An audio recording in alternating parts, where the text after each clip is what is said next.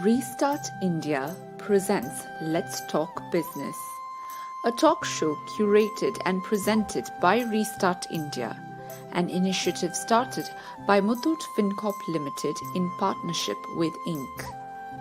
Restart India came into being during the initial days of the lockdown with an aim to address the concerns of small businesses. One of the ways we connect with our community of small businesses is through our live events. At Restart India, while we are running on-ground campaigns to support and restart micro and nano businesses, the talk shows and live events are aimed to create a community wherein the advice from one entrepreneur or mentor can help other startups learn, share views, and grow. Our live events also create awareness to enable the community to come together and support small and local businesses. In this new edition of live events, we call Let's Talk Business. It is a conversation between entrepreneurs who run small businesses. We want to hear from them on how they ideated, set up their business, the challenges they faced, and how they have come to be where they are now. Restart India.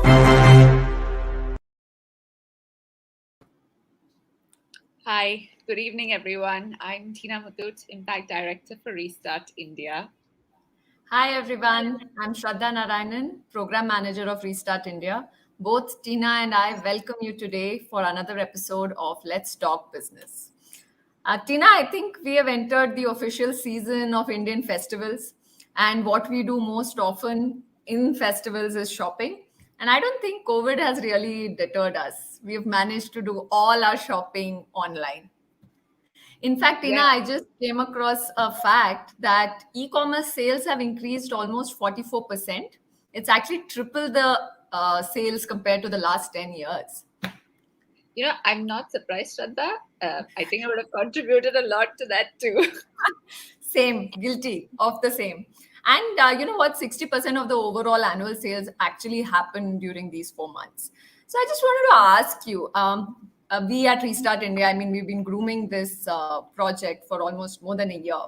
We have successfully enabled a few small businesses and we are gearing up to enable a lot more. So what do you think about these stats and how do they tie into Restart India? So, well, Shraddha, I'm just thinking out aloud, okay? Think of the time, like maybe 2 years ago or even before that. Think of like festivals and festivities, like the mood around you.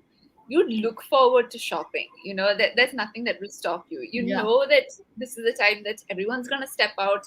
Oh, okay, Diwali is coming or Christmas is coming. Puja is coming. You know, I just want to get out and buy stuff for myself or for my family, for my friends. Yes. And, you know, there's this innate, I mean, this inherent, that feeling that, you know, I just want to get back to those times. And I'm just waiting for it, you know. So I'm also reminiscing those days, but I think COVID or everything that's happened over the last 2 years, it's not been able to stop us from who we are or what we want to do during the festival season. That's true. But you know, the thing is, over the last 1 year, when we've talked to these small businesses, seen what they've gone through, we also think that, you know, people are missing out on seeing their products, interacting with these small businesses. How do we really bridge the gap? So that's really like what's fueling this initiative. Rightly said, Tina. I think through our constant interactions with small businesses, we are trying our best to provide ample opportunities to really uplift them. So, to all our audience, Restart India is a one stop solution for small businesses. They can reach out to industry expert advice through our platform. They can get themselves trained on various skills. They can also collaborate with us, the team at Restart India. And today, just a little prelude to what all we've spoken about, today's topic is very interesting. The soaring sales, which we just spoke about, are only possible because of last mile delivery. So today's topic for Let's Talk Business is enabling small businesses to become digital ready. Tina, over to you to introduce our amazing panelists. Thank you, Shraddha. With this, I would like to invite our guests for tonight, both co-founders of Raaha, Amrita G. Haldipur and Radhika Gupta.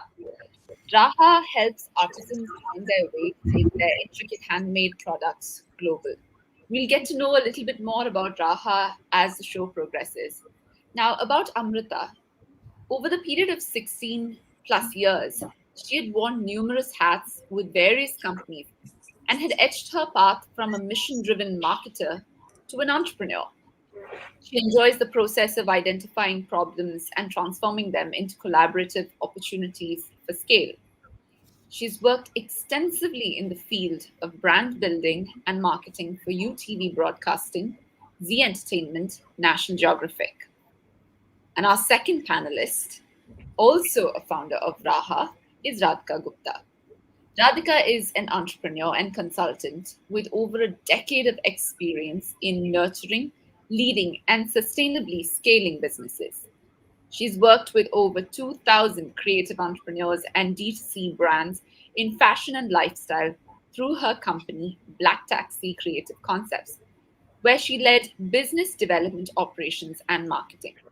And as a consultant with social impact enterprises, she focuses on building outreach and partnership strategies. Welcome, Amrita and Radhika. It's our privilege to have you here both tonight. Hi, Amrita. Hi, Radhika. Really nice to have you. Hi, Tina. Hi, Shraddha. Thank you for having us. Thank you so much. I think we must mention that Radhika is in the US right now, and the sun hasn't risen over there yet. So Yes, it hasn't. Thanks a lot for joining us. Really appreciate you coming over here, both of you. So shall we get started with this show? Great. So Radhika, Amrita, our show is divided into various segments. Let's dive straight into the first segment, which will help our audience know you and Raaha better. This is called the what, when, why factor, the rationale behind everything a business does. So Amrita, I'm going to start with you. We would really like to hear your story that after having such a wonderful marketing and communications career, why did you choose to start Raaha, and that too amidst a pandemic? Thank you so much, Shraddha. I know I get asked a lot that question, especially in the last 1 year. So just to sort of sum up, of course, thank you for the introduction, Tina. Now, after that kind of a corporate career, I think I was at that peak of, I think I'd reached that self-actualization, of the Maslow's theory as a marketer. And I really was sort of asking myself, what is it that I really want to do? What's the kind of impact I want to do? And with the work that I was doing until then, I was really using the power of digital in building communities, and I could see what brands, the impact of brands on people, So I sort of went on that path of how can I take my expertise of communication strategy to different other sectors, So I started working with multiple startups, social impact foundations, different kinds of companies, and then eventually started my own marketing firm with my brother, and that today has pivoted into an e-commerce marketing agency. But in all of this, I think somewhere the funnel was my love was always growing stronger for the creative and cultural sector, and that's also because I have been a consumer of that, and I've had a lot of love for it, and having worked in travel and education. So when last year, in the midst of the pandemic, Radhika and I met virtually. By the way, we've not met in person yet. We've known of each other but not met in person. So when that happened virtually, I think it just like this puzzle sort of came together, where I really kept asking myself, how can I bring impact and this access of knowledge and exposure that I have been working on to this sector, right? So when when we started sort of brainstorming about because it was pandemic and the artisans and that community was going through, because the marketplaces had completely come to a halt, right? Like all the shopping that you've been talking about wasn't happening at that point in time. So we just started talking about how can we digitally be able to sort of give and bring an access to a new market to them. And that's how Raha sort of came into being with Radhika and me, sort of in two different time zones, working on bringing this idea to life. So yeah, that's about me and why I started Raha.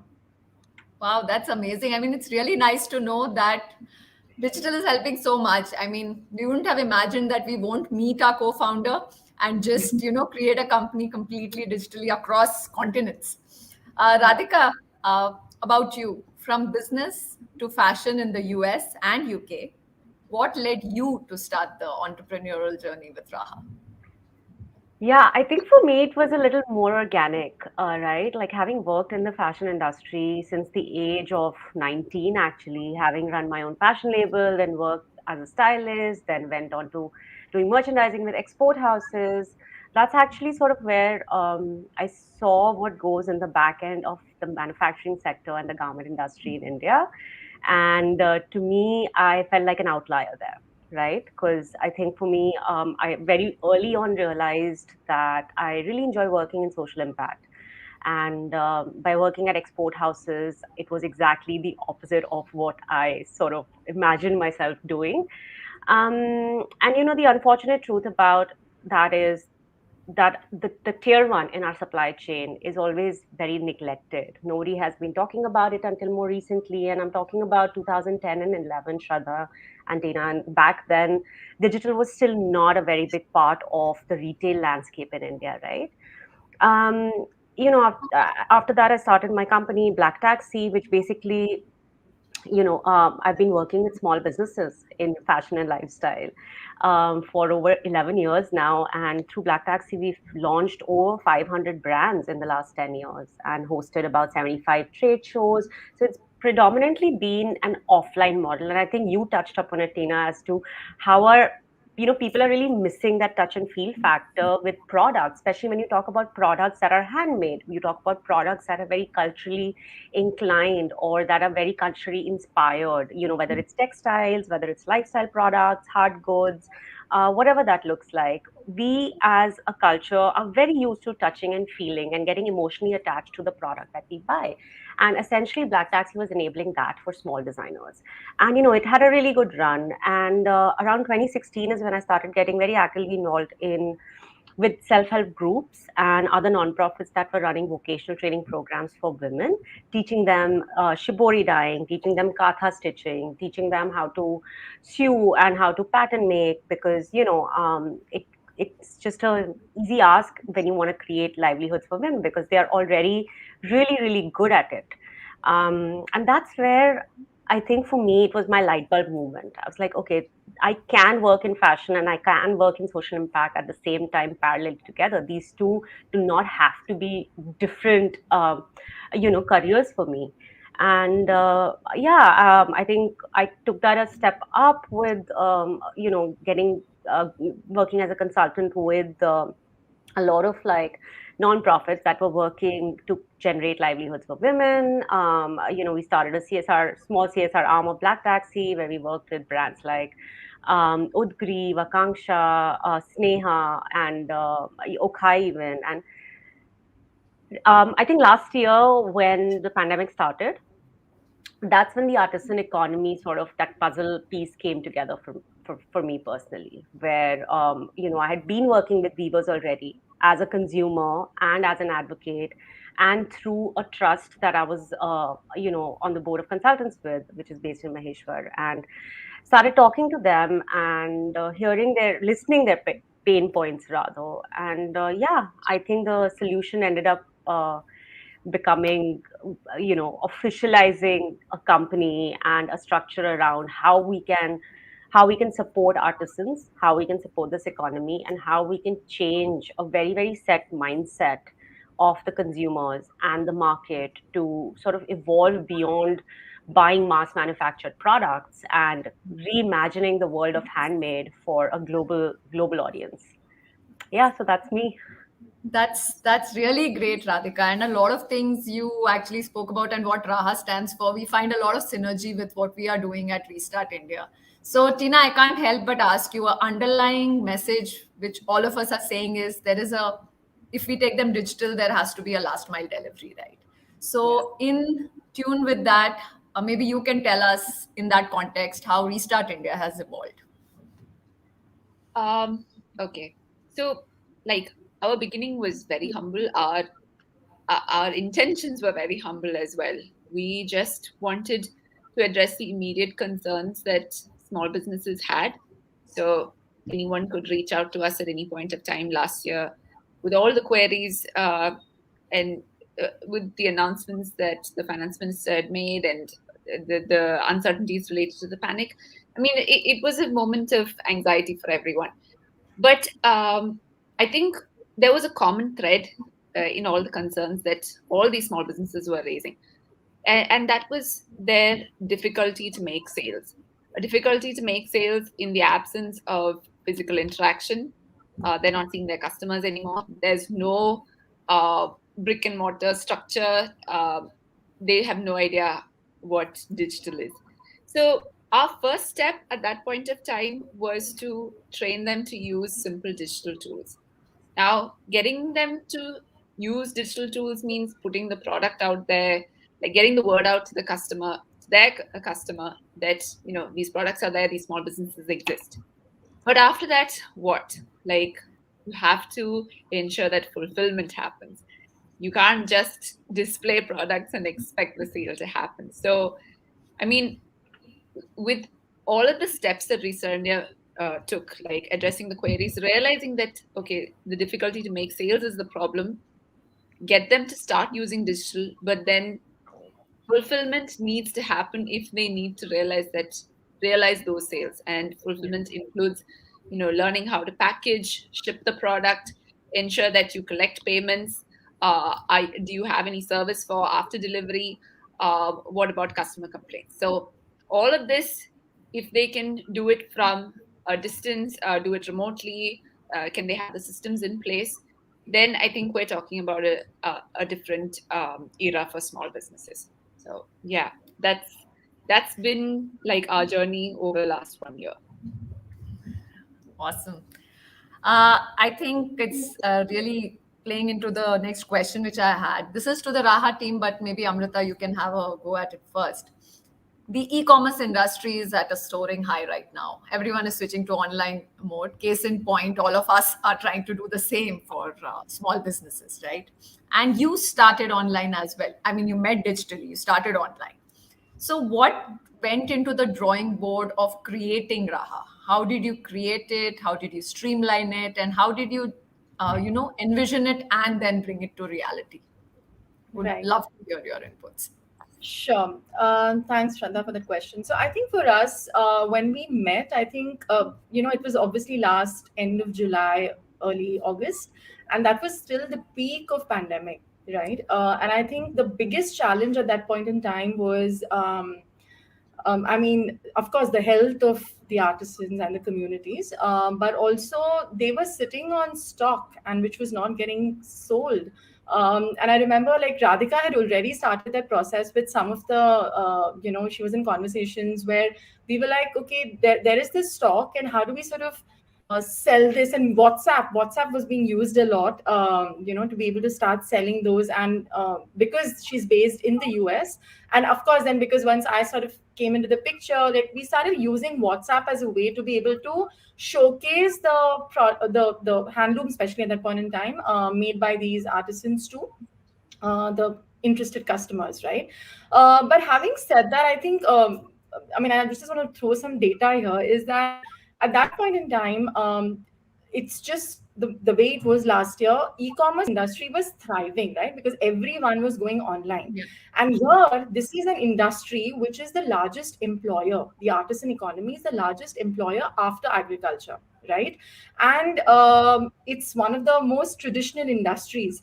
And we, it's sort of the spotlight was just on the institutional support that this sector needed, right? And I think what Radhika and I both saw together was both of us with our experiences saw that there was a big opportunity to dive into this and bring in business and marketing expertise and give it a digital access so that more people can get to know about the makers, be able to buy those products. And of course the power of storytelling of course works beautifully today for small businesses. And we started seeing that, because what was also happening, and of course Radhika will talk about it as we go along, that some of the artisans had never really used Instagram or WhatsApp as much for business, right? So I think the idea was how could we educate them? We were giving them tips of photo aisa theek se khicho aap. They had small tips like this, but that made them realize when they do these things better, when they post better, when they put a caption better, they are able to sell better, right? So I think before we go to that ultimate marketplace, there's so much of work needed here, which is the place we felt we really wanted to work closely with them. And we realized as much as we can be ambitious and want to work with artisans directly, which we have been, we can't discount or we can't disregard the contribution of social enterprises who are working with them, right? So we are actually working very closely with social enterprises who are working with artisan communities to be able to sort of bridge that gap and get their products through the B2B to C marketplace of sorts of as a platform that we have now created after spending some 6 to 7 months of work and doing like lots of pilots. We started off as a consulting firm doing a lot of stuff with social enterprises, but now we have just launched and gone live with our corporate gifting and digital workshops platform as well. So yeah, Wow. that's just your sense of it. That's congratulations are in order for that. Thank Yeah, you. actually, the Raaha website looks really good. It's really good. Thank you. Thank you so much. Radhika, you would like to add to what Yeah, Amrita said? Yeah, I think she covered a lot actually when it comes to the drawing board, right? But couple of things that really stood out, when we started off for me personally. Amrita, the reason Amrita and I work together as a team, and I want to put this out there as co-founders, is because we have different experiences. So we bring different things to the table, right? And we see the same problem with two different lenses, which helps us in bringing up like more evolved solutions. Let me just say that, or at least we try, right? And there's a constant, it's a constant learning curve for the both of us as founders. So for me, like looking at the lens of the fashion industry, right? I think that was very important. I couldn't understand why, when the first wave started, a lot of the designers that used to work with the weavers, a lot of the big retail brands that used to work with weavers and clusters, just went missing, from the picture. And I think that to me was a big pain point where how is it sustainable then, right? How are we building this ecosystem where when in time of need, in time of distress, the people that you're working with, the people that you rely on for your livelihood and for your business, just go missing on you, right? And that has been a challenge for this economy since day one, where the dependency on institutional support and the dependency on middlemen and the dependency on um, you know um, non-profits has been so high that we're not able to break that chain of the highs and the lows. It needs to be more flat. It needs to be more sustainable first to be able to scalable to be able to scale, right? And I think that was something that we realized very early on, because we didn't know anybody, right? Like we didn't know anybody in the artisan economy, any of the non-profits. We built those relations over time. It was just through brands that were doing great work with artisans, and these are all small businesses, not the big retailers, mind you. So it goes sort of in sync with our conversation about why small businesses actually are very, very important for India's economy going forward as well, because they're a lot more authentic. They are a lot more genuine in the work that they're doing. They're able to bring a lot more accountability, transparency, and traceability, right, in the supply chain, because their operations are now much smaller. They are usually one or two founder teams. They're going into working with the grassroots with the right intention, and I think for us that really stood out. We as people enjoy working in that mindset, in that wavelength. And I think that's something that we've been very mindful of as we build Raha, is who we want to associate ourselves with, what kind of work we want to do, what kind of people we want to work with, and grow with.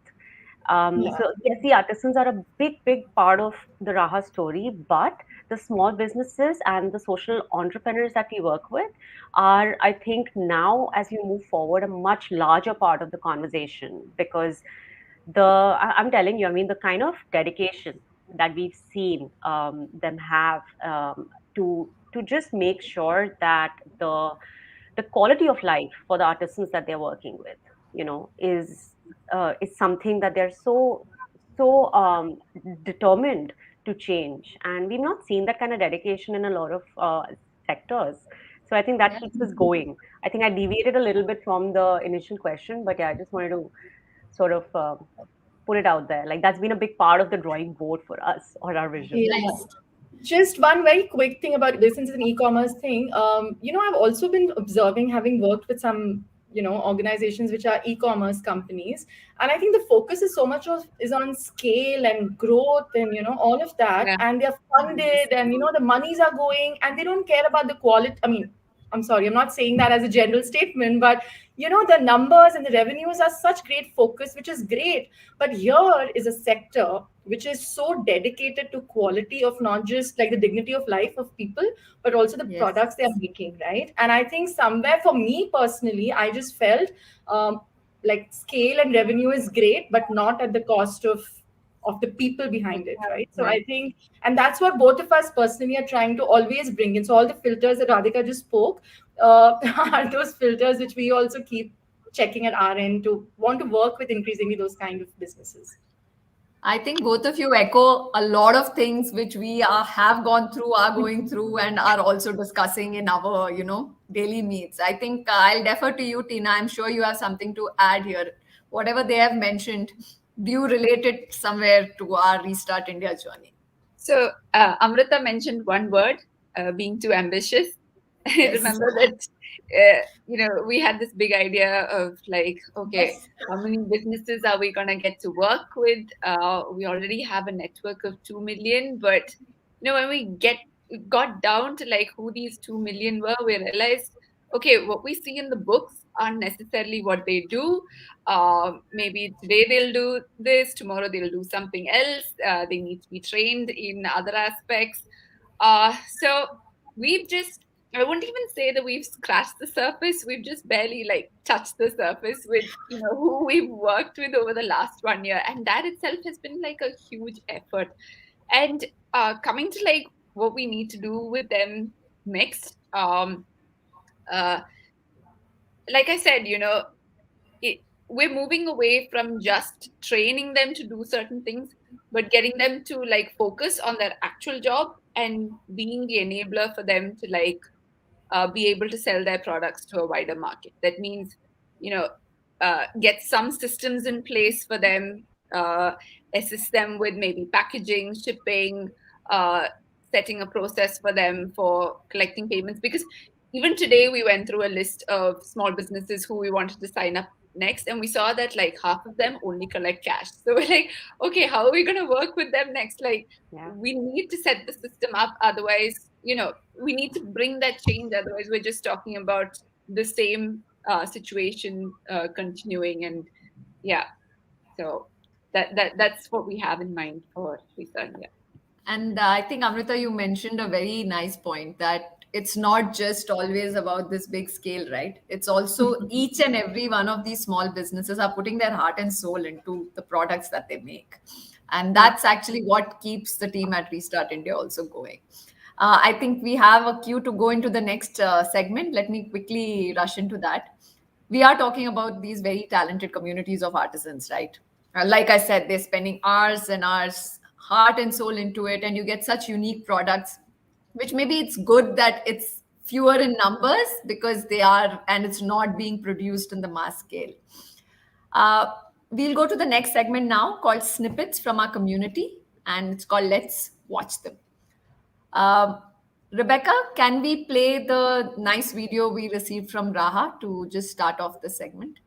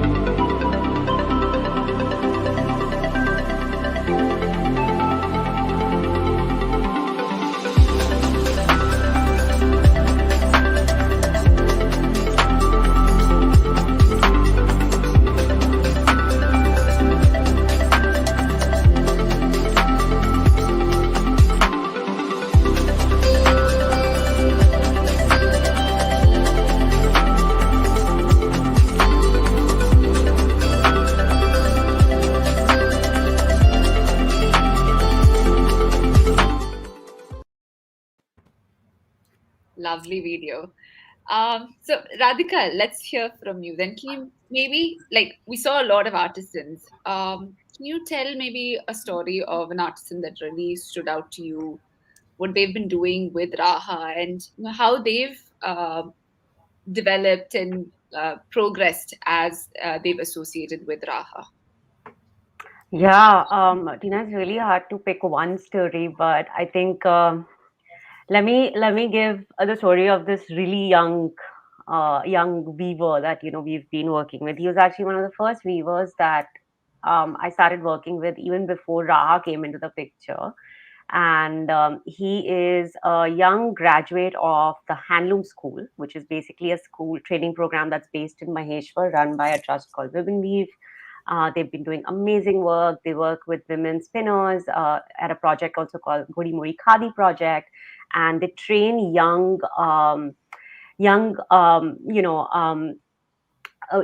men and women to become weavers and take their family's heritage forward or start off fresh.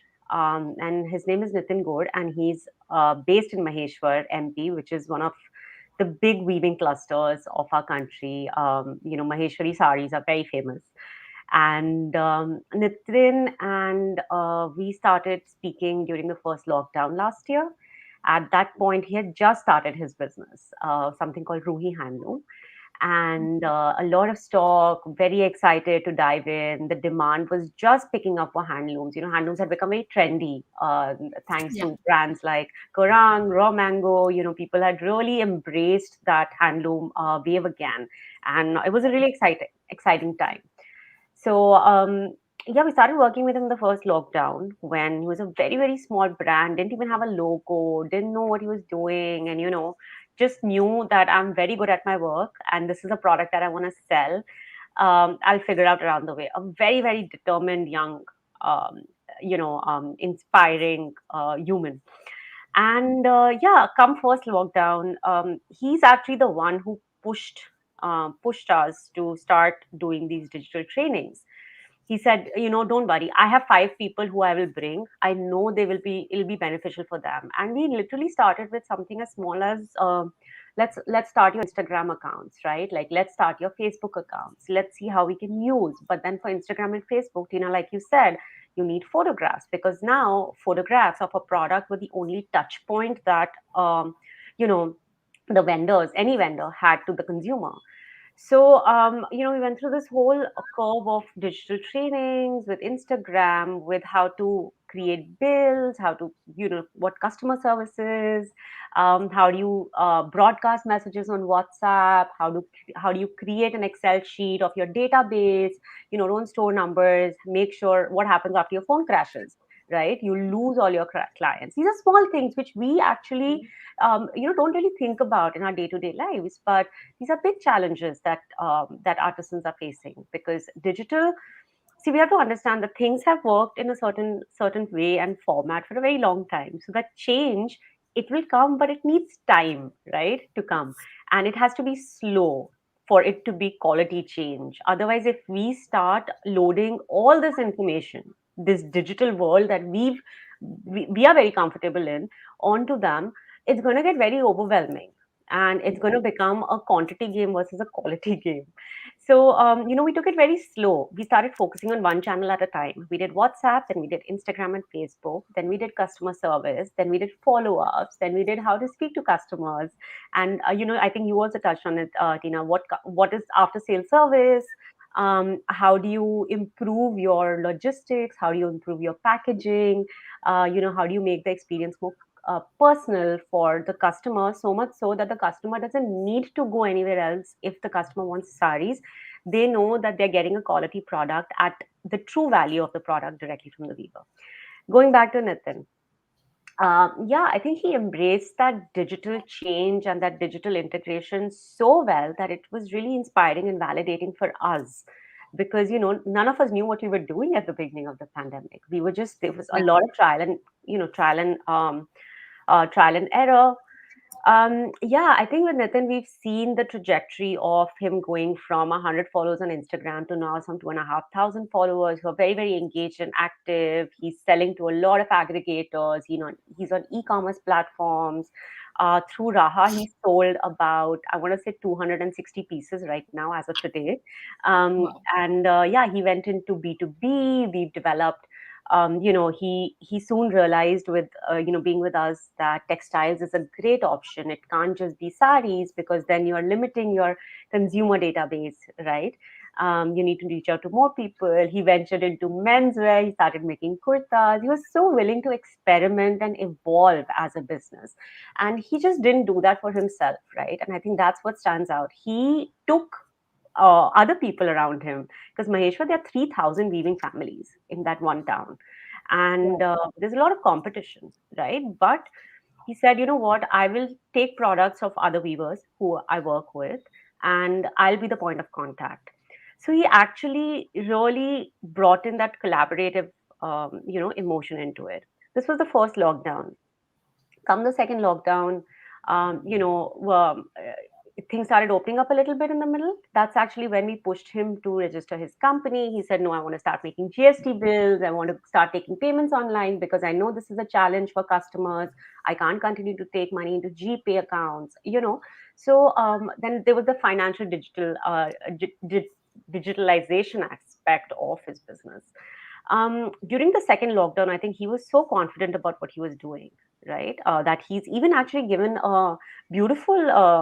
He presented to a class of students at a design school in Bombay, something that Raha is very proud of facilitating, and Amrita actually teaches at that university as well. And this was great feedback for us from the students. They had never seen what a handloom looks like. They had never met a weaver, and they were able to incorporate those elements into their final project.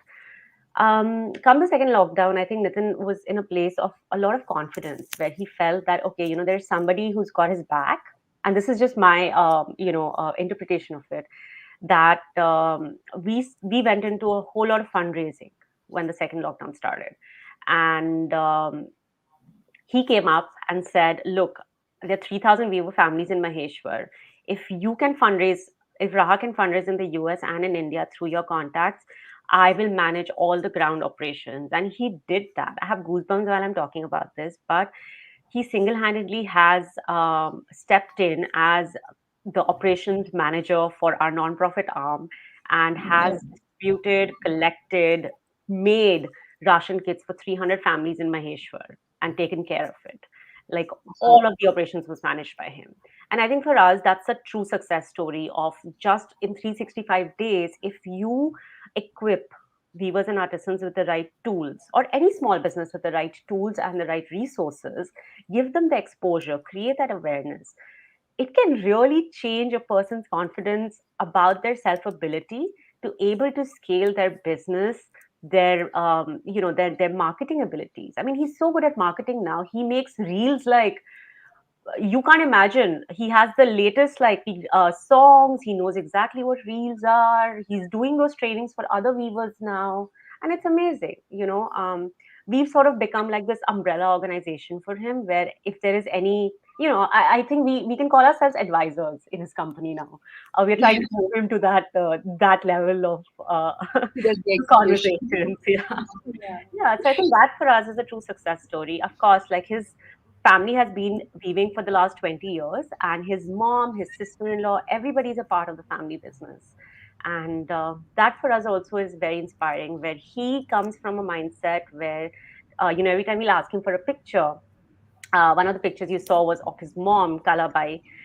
He'll never send his own picture. He'll always send his sister-in-law and mom's picture because he's also like a, I think he's a feminist of sorts, right? Like he'll say, no, you put their picture. I'm okay in the background doing all this work, and that to us is very refreshing. So we Yeah. really want to nurture and mentor more artisans like him that can go beyond just learning, but also distributing that learning to Yeah. others. Yeah. And And just I guess, oh, sorry. Yeah. Go on, Amrita. sorry. No, just very quickly to just add to what Radhika was saying. I think the power of digital, guys, has given us an opportunity to. I think we're seeing that, and of course, financial literacy, right, among people, right. Like one of the organizations ensures like that every woman artisan working with them has a bank account, right. And the money is transferred, and then there's sort of, so it's in fact there's so much for us to learn when we are working with them, that we start thinking, are we doing this for ourselves? How much are we sort of being mindful of the way, just whatever we are sort of getting exposed to. So I think artisan stories are plenty. These are just some of them. So it was very hard for us to even decide what do we share, but there's, yeah, some of these are snippets for you and the audience. Yeah. Yeah, I think what Radhika said about Nitin, like, when someone learns from a peer, it adds more value, and they'll be able to relate to it better. That's something that we also experienced over the last 1 year. Yeah. So, Shraddha, to you, we've had so many iterations of our plans as we've moved ahead over the last few months, and especially after talking to our small businesses. Is there anyone's journey that you'd like to highlight? Yes, I think there's so many, but I'll actually highlight two people whose video also we have. I think let's look at those two ladies, fabulous ladies, and I'll actually just tell you a little more about them. Rebecca, can we play my video, please?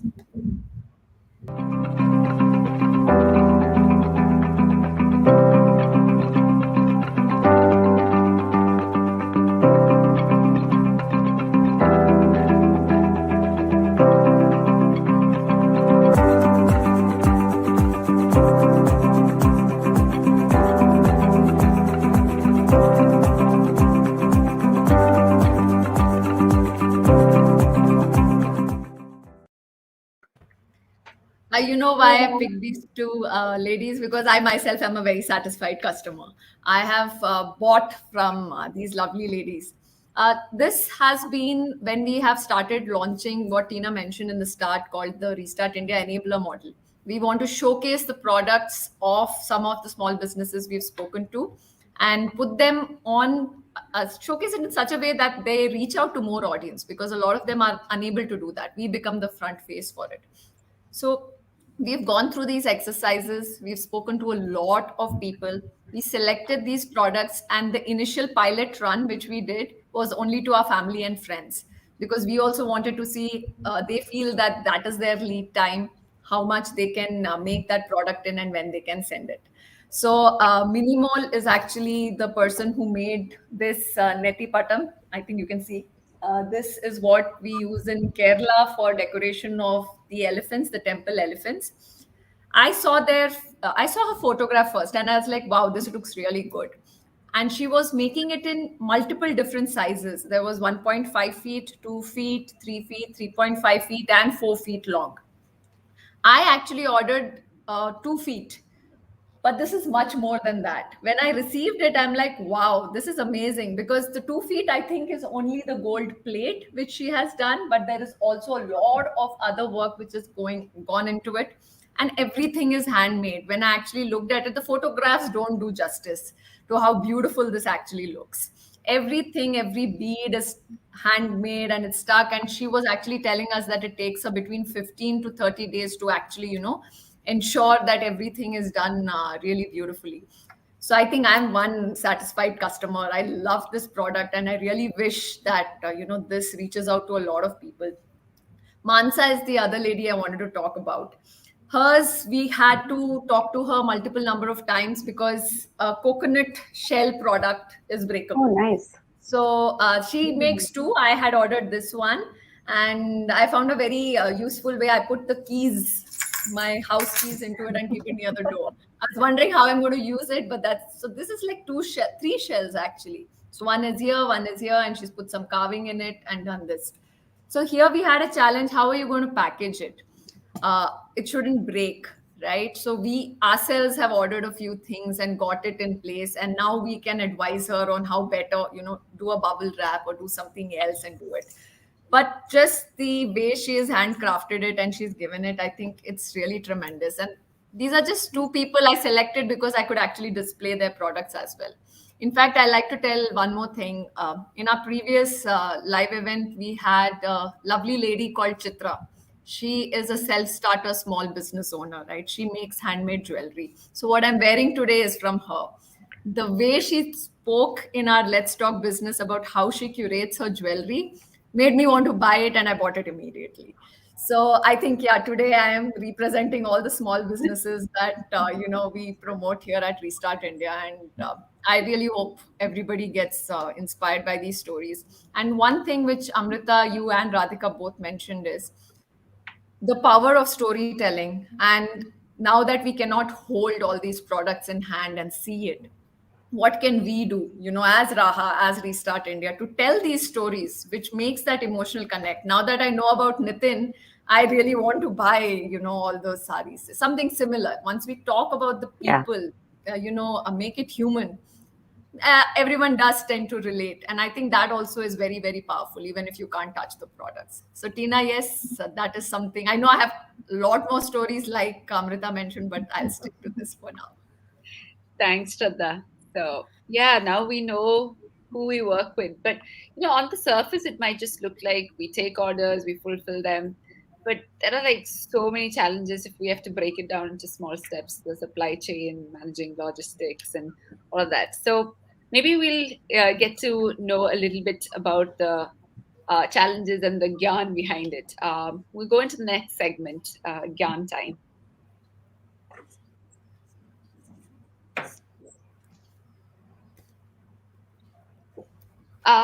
Amrita, I'll relay this question to you. So, what was the one problem that you were trying to solve when you started Raha? I think this sector is such a multiple things that that sort of come together. But I think access to these products which are sitting with the artisans, right? How do you sort of educate customers and bring access of a new market to this sector, right? I think that is what we felt, and because we're a virtual team and Radhika is, because one of us is also based in the US, that automatically gives us an opportunity to bring in the sentiments of a new market to this sector, right? Which is already sort of interested in it. I think that is what we realized we at the start wanted to bring in, because see, at the end of the day, we are not. I mean, you all by now know our experiences and what we have studied. We are not technical experts, but what we are bringing in the sales and the business and the marketing landscape to this sector, and which is what we wanted to sort of bring in with all the exposure that we had. And I think cumulatively, access to new market and access of this knowledge is we wanted to sort of bring in and get this sector up to speed and what they had to offer to the world.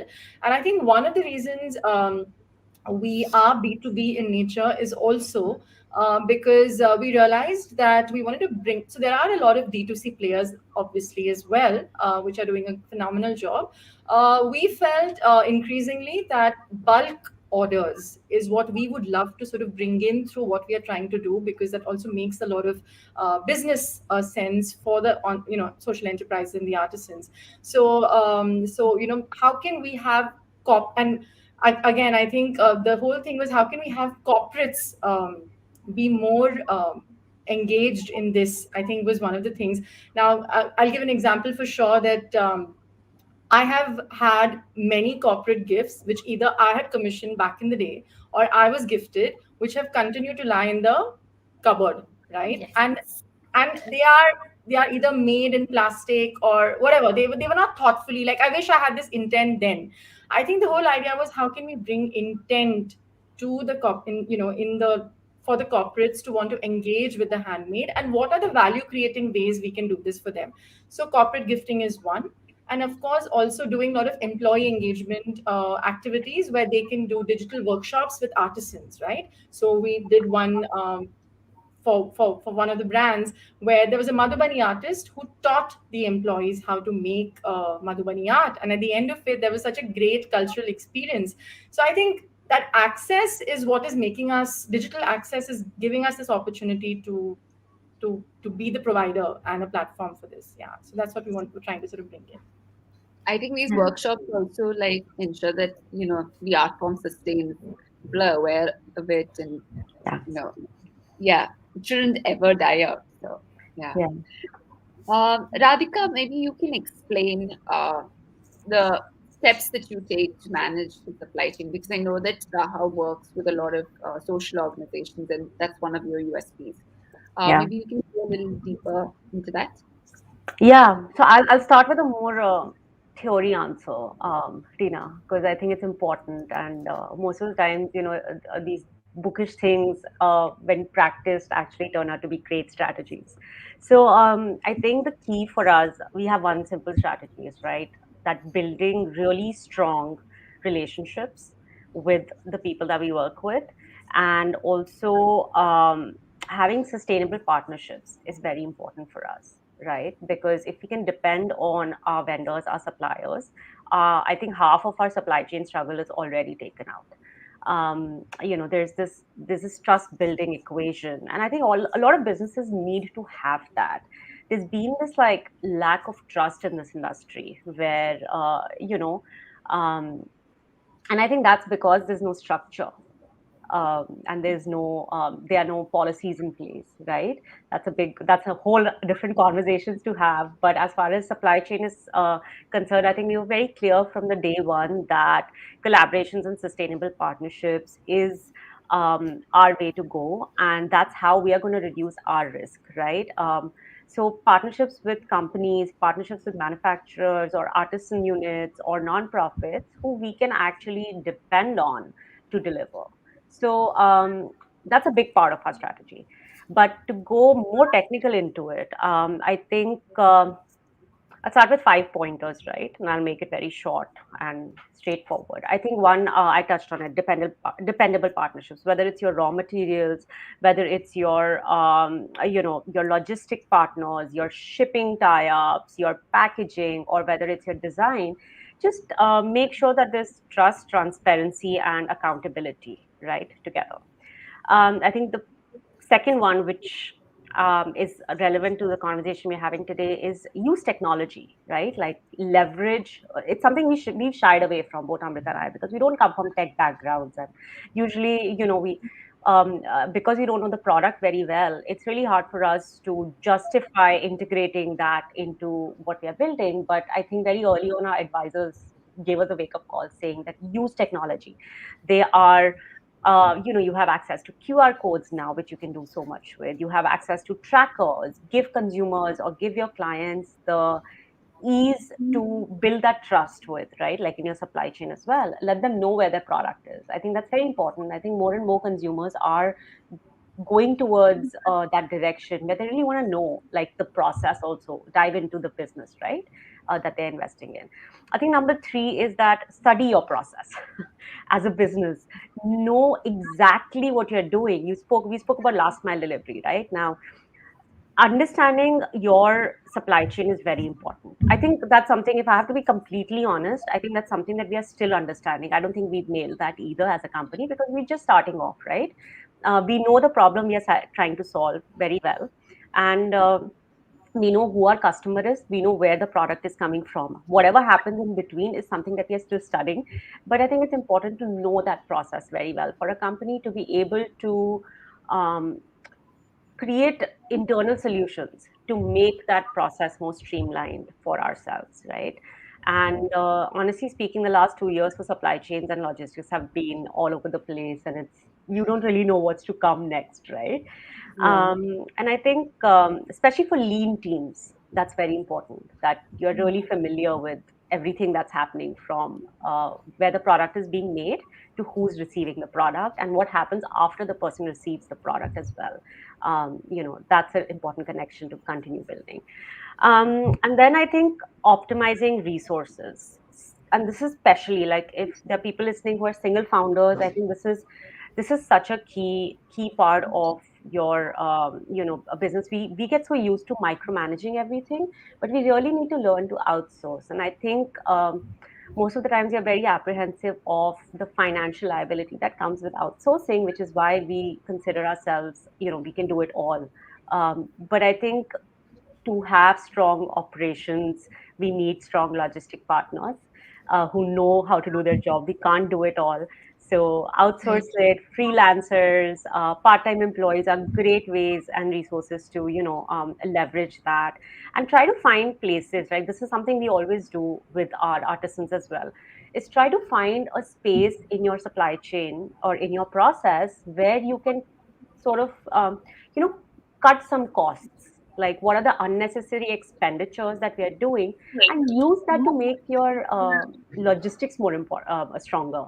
I think that's what's important, especially when you're talking about a digital world, right? I think it just comes down to that. It comes down to how seamlessly and how easily the customer is receiving your product and how much time you are investing as a founder in making that happen. Yeah, I hope I answered your question, Tina. Yes, definitely. I mean, I think from the conversation that we had earlier with Amrita also, I found this working with social organizations quite unique because maybe we're not familiar with it, but we thought that was a good strategy for Raaha as well. Yeah. So, sorry, go ahead. No worries.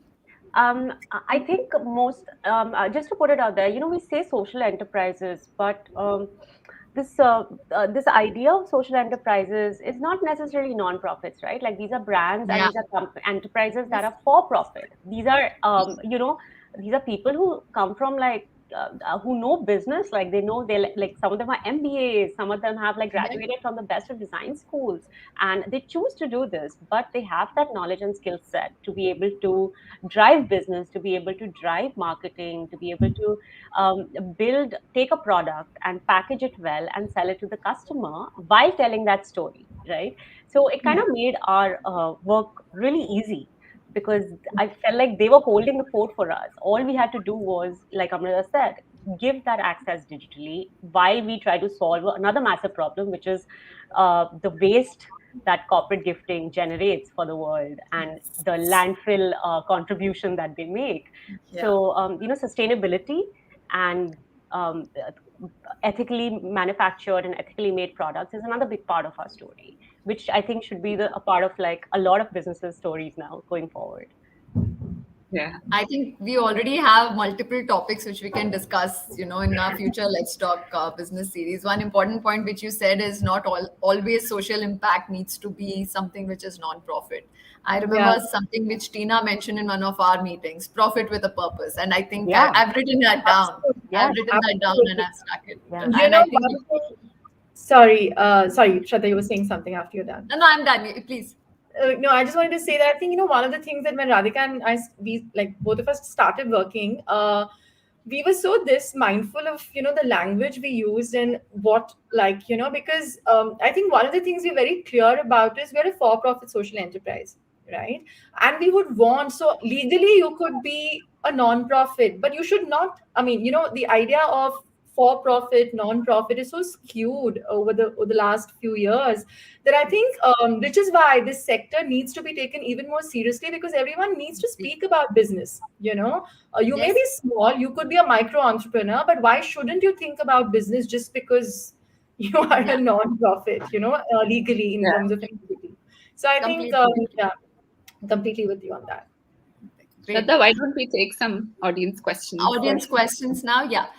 So we have one from Saini Bose. I think this is to the Raha team. I would, one of you could take it first. She's from Kolkata. She says, I have a store outlet in Kolkata and I too deal with handicraft products from various artisans I have met through fairs throughout India. Sometimes I source other states' products as well, but I find issues with quality or design or color variation, and the customers do not like it and they reject, as the display image and photograph doesn't match with the product that's delivered. So this is a preface, but her real question is: if you have faced such a situation, how do you deal with it, and can you give me tips on how to assess quality checks? Radhika, would you like to? Yeah, sure.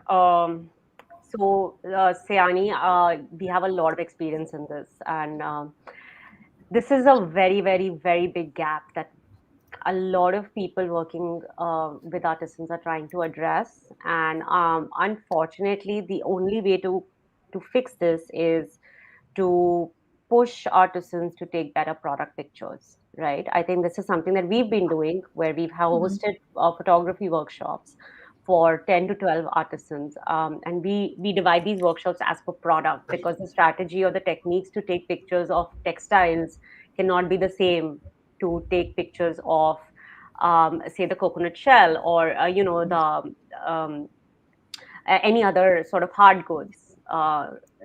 So I think photography and the lack of good pictures is a big gap. The customer's dissatisfaction is justified, if I have to be honest, right? As a consumer, we've had a lot of these queries, especially through the artisan shop, which is a non-profit initiative, where we up. It's mostly a lot of textiles and handlooms, and sometimes a brown sari ends up looking like olive green, but the customers ordered a brown sari, right? So now they don't really want an olive green sari. So I guess as business, this is something that we really need to just accept about the nature of the industry that we are working in, is that handmade as a process cannot be the same. It comes with certain imperfections. It comes with, every product looks different, right? No two products are the same when it's handmade, because that's the whole, that's a characteristic that we really love about handmade, is that every product is unique. The color variations are real because most of the handmade products are using natural colors. Yeah. So I think as a business, Yani, you want to set that expectation, and you want to tell that story about handmade to your customer before the customer goes to add to cart, right? Or before the customer comes to checkout. So you just want that to be loud and clear, because I think that's exactly the mindset we need to change from a consumer perspective. As for business, maybe invest some time in working with these units to teach them, or do like an hour-long workshop about how to take pictures for your store and what works with your customers, right? To assess quality, something that we've been doing, and I'll only stick to that. I'm sure there are like a lot more solutions out there. Is do video calls, right? Before every order goes out, we do a video call quality check, because everything is virtual right now, and it's impossible for you to actually send people to different units to do that QC, right? Yeah. And a good way to do it is online. That's been working really well for us, actually. And I think going back to make sure that you have strong partnerships in place, right? You trust the quality of the unit that you're working with to begin with. I think that'll also help you with this problem that you're facing. And I hope I answered your question. And DM us on Instagram. We will be hosting more workshops starting next year in Jan for photography. So if you want to send some of the units that you're working with our way, we'll be happy to you know um, register them for those. I have one That's photography tip yes. to give in case, Sayani, you want to pass it on to any of your artisans ever. Just like I think the easiest way is to ensure that they shoot anything that they are shooting for their products in natural sunlight, right? Before 11 a.m. Yeah. or the golden hour, right? 4 to 6. Um, that's the safest time where you'll get products in the real like closest to what the product is. Please ensure they don't click pictures and tube light and stuff. Like just small things like that you can already coach them on. Yeah. Awesome points, Amrita and Radhika. I think we have time for one last question before we wind this up. This is from Pranav Mittal.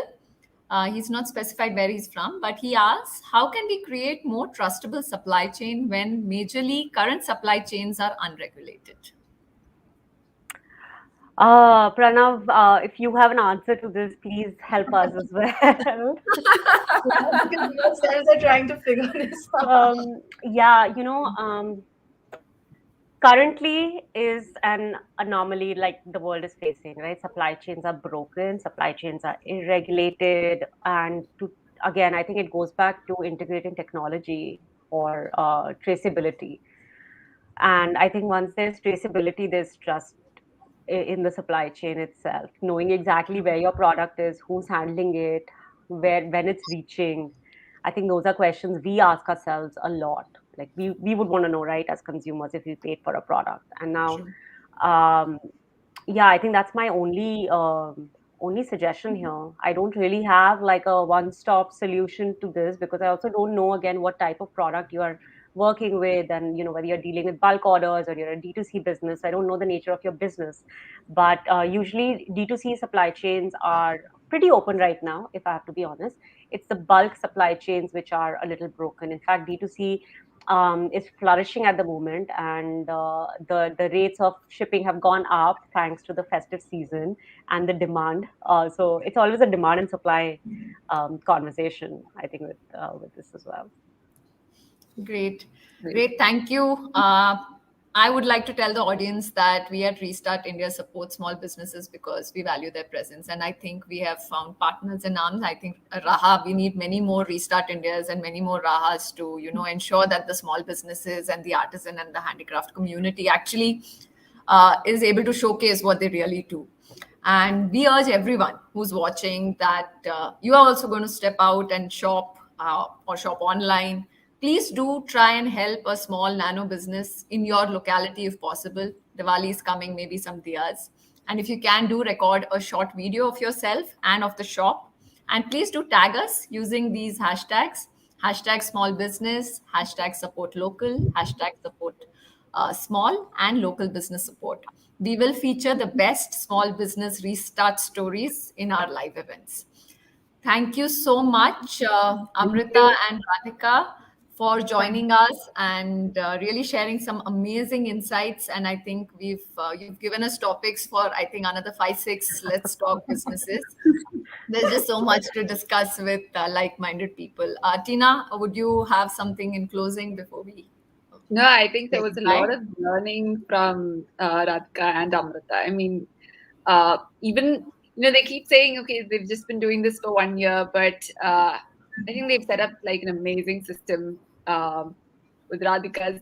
Whatever she says is all theory, but she's put it into practice, and that structure's there. So it's really good, and amazing stories that you've shared about the artisans as well. So yeah. Thank you so much for your time and for waking up so early, Radhika. That too. I was going to say, can we have next conversation a little later in the day for India? No, but thank you so much for both of you for thinking about Raaha and giving us this opportunity and platform to actually express our thoughts. The more such conversations we have, the stronger our business model becomes, and the more validation we get as entrepreneurs. And I think that's everybody's seeking some, from the industry. So it's really nice to build this ecosystem where you can have open conversations and actually reach out to people for suggestions to improvise, adapt, and evolve as business and entrepreneurs and thinkers. But I'm going to leave it with one thought, is that if you are buying something, if you're buying something for yourself, a gift for anybody, please buy handmade this season. It's not only better for the planet, it's better for the environment, but also you will be supporting livelihoods. And trust me, you will love the quality of the product that you get. If you're looking for handlooms, we have the artisan shop. I'm going to plug in our pitch over here, and Please. we will try to deliver it to you. Yeah. um, yeah, and thank you for listening. Amrita, your thoughts? Yeah, thank you so much, Tina, Shraddha, and the whole Restart team. Um, I think just to have this very knowledge sharing sort of a platform and learn, right? And I think that's something we would love to keep checking and reading more of what the work you all are doing, because there's so much of knowledge sharing that is needed. And I think so. Thank you. We were just I was enjoying listening to your stories and could see how much things are in tandem, right? And I think one other thing is, yes, please, among the various hashtags Shraddha spoke about, hashtag choose handmade. But like Radhika said, please, and whenever you all go to buy, ask about the artisans. I think let's make that a habit. Let's ask about the makers.